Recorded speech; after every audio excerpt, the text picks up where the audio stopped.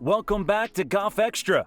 For many years, the English-born Lee Westwood has been a fixture on both the DP World Tour, formerly known as the European Tour, and the Ryder Cup. However, his move to the LIV Golf organization has thrown a bit of a wrench into his future on both the DP World Tour and in the Ryder Cup. So much so that recently, Westwood decided to officially resign from the DP World Tour. But what led to this decision? And what does it mean for Westwood's future, as well as that of the Ryder Cup team of Europe? Don't forget to hit that like button and subscribe for more videos just like this one. Now let's get right into how Lee Westwood slammed the DP World Tour in his resignation.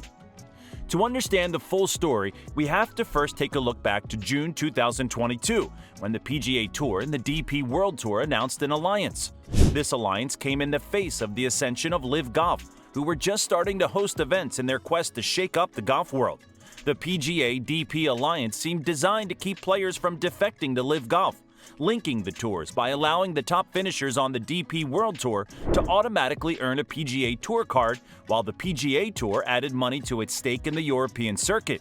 Speaking on the move, PGA Commissioner Jay Monahan said, "We will continue to collaborate on a global schedule and key commercial areas as we draw our organizations and memberships even closer together while innovating to provide the most entertaining and compelling golf possible to fans around the world."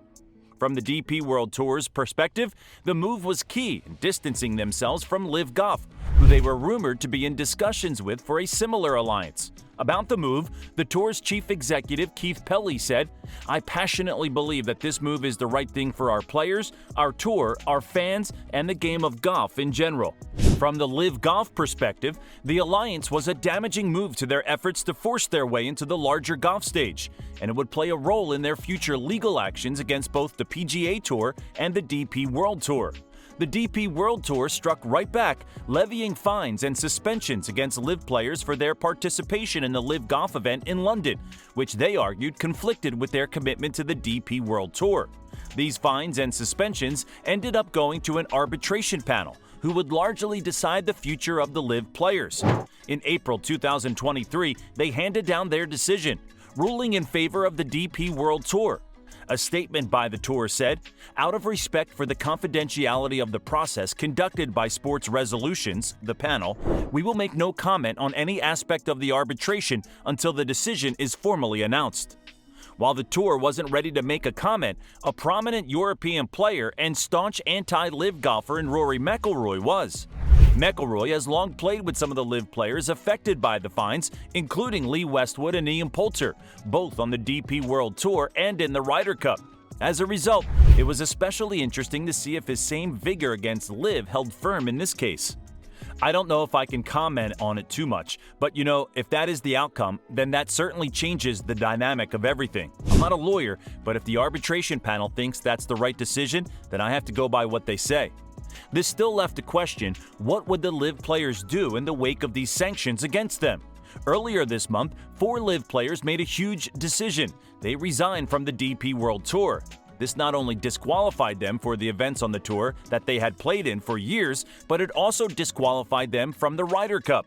These big-time disqualifications were bound to cause some bad feelings, and among those 4 players, the others being Sergio Garcia, Ian Poulter, and Richard Bland, Lee Westwood had the most to say.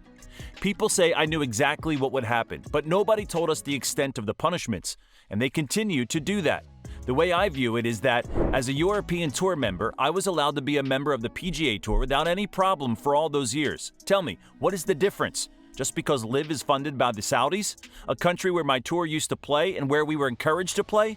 Westwood makes an interesting point, but it's worth noting that LIV was interested in forming an alliance with the DP World Tour too.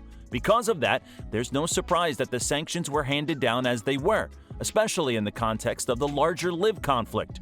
Westwood continued, "But now, in my opinion, the European Tour has jumped fully in bed with the PGA Tour, and even though Keith Pelley, the DP World Tour chief executive, says he hates to hear it, it is now a feeder tour for the PGA Tour. Sorry, I don't want to play under that sort of regime."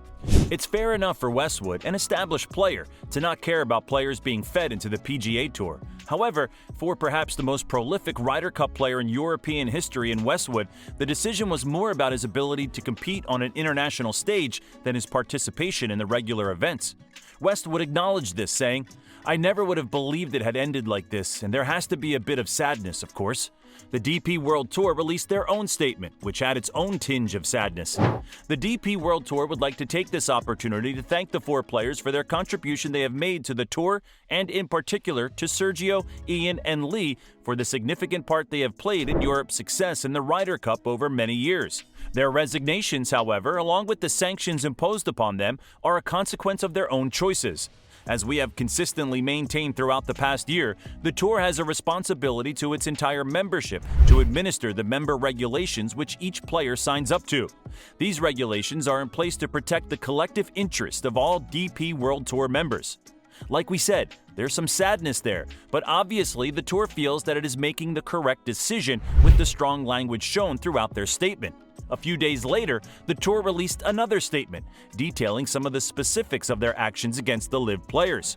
The players were each fined £100,000, a sanction originally imposed in July 2022 and upheld last month by an independent panel appointed by Sport Resolutions. The 16 players are Richard Bland, Laurie Cantor, Brandon Grace, Justin Harding, Sam Horsfield, Martin Kamer, Pablo Larrazabal, Graham McDowell, Sean Norris, Wade Ormsby, Adrian Otaegi, Ian Poulter, Patrick Reed, Charles Schwartzel, Lee Westwood, and Bernd Weisberger. Sergio Garcia has not paid his £100,000 fine, nor has he given any indication that he intends to. We will therefore take appropriate action if he continues not to respect the Sport Resolutions panel's decision. That statement is especially noteworthy for the fact that Sergio Garcia is the only LIV player to have not paid his fine to the DP World Tour. Given that he is now resigned from the tour, it's not exactly a friendly situation. Time will only tell if Garcia will have a similarly fiery statement to Westwood's, and if he will eventually pay that fine. As far as McIlroy goes, he did ease off of some of his vitriol while discussing the situation with reporters recently. Yeah, I think it's a shame, right? I think it's a shame that you've got the highest point scorer ever in the Ryder Cup and 2 guys that when they look back on their career, that's probably going to be at least a big chunk of their legacy is the roles that they have played in the Ryder Cup for Europe.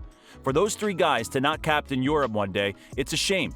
But as the DP World Tour said in their statement, at the end of the day, that was their choice, and they knew that these were potentially going to be the consequences of those choices and of those actions, and here we are. Yeah, it's certainly a shame.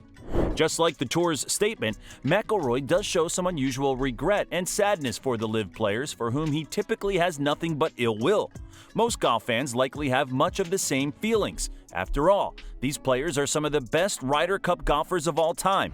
Not seeing them on the international stage will certainly change some things. For now, we just have to look to the future and remember the good times that we saw with Westwood and the others. There's still a future in LIV for them. So, what do you think about Westwood's statement? Do you think that he's making the right decision? Be sure to leave us a comment with what you think down below. Make sure you like, subscribe, and turn on post notifications so you can watch our latest content updates as soon as they drop. We'll catch you in the next one. Have a great day.